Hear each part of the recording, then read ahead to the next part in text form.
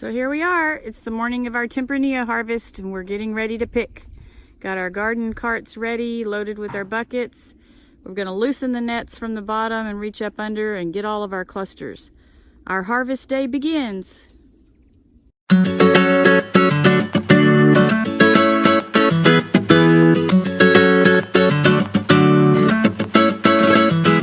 There's the bounty. Still in some buckets. Got them in here. We're about ready to crush and destem. We had an awesome neighbor show up today to help us out. Mr. Neighbor Ray from next door. I have to call him Neighbor Ray because my Ray and his Ray, when we're together, one's Ray and one's Neighbor Ray. Oh, and by the way, I have some beautiful plumerias this year. I used some super soil in their dirt and been fertilizing them with Trifecta Plus, of course. And oh my gosh, I've got some beautiful plumerias this year. But on to the next process of getting these grapes, turning them into wine. Hand cranked. Grapes go in the top. Juice skins come this way.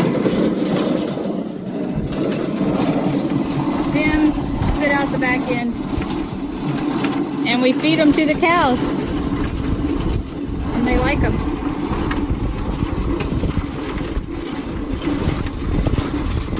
Hooray machines.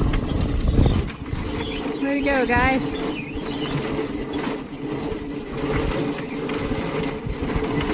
This stuff right here is what'll get all of the yeast and turn into the wine. We'll just keep this process up till we get all the grapes through.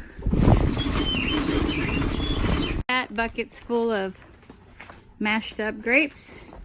It goes into stainless steel, bucket by bucket. He has this all sterilized and ready to go from last night. They get so sticky. How many gallons is that one? That's stainless? 25. 25 gallon stainless steel.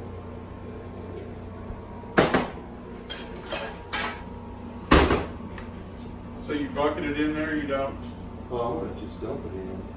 Oh, okay. I want some of this to test the sugar.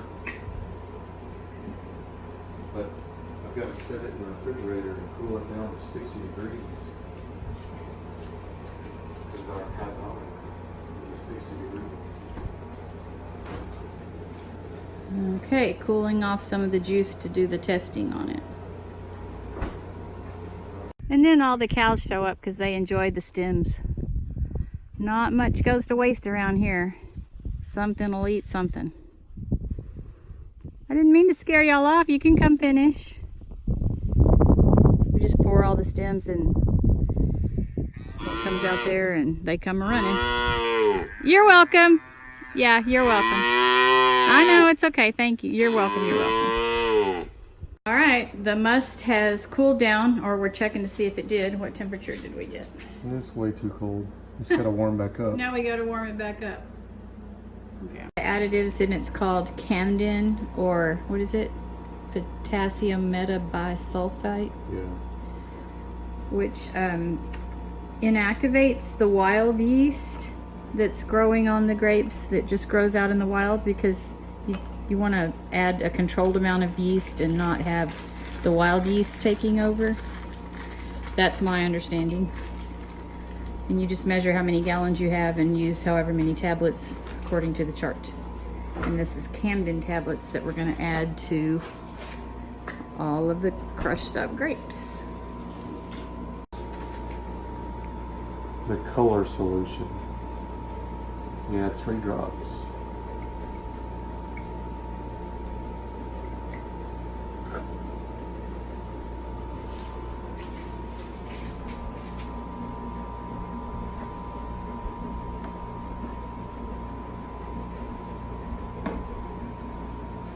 And we have to get 10 cc's of this.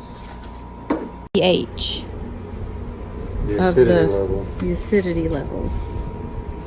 Pulling up some of the juice or must. 15 cc's.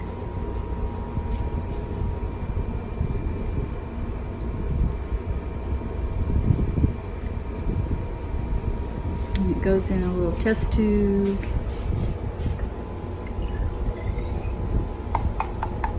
It's a pretty color. Of course, it's going to really darken once it's been fermenting in its skin and everything. Okay, this is Monday night after we had picked and started the process on Sunday.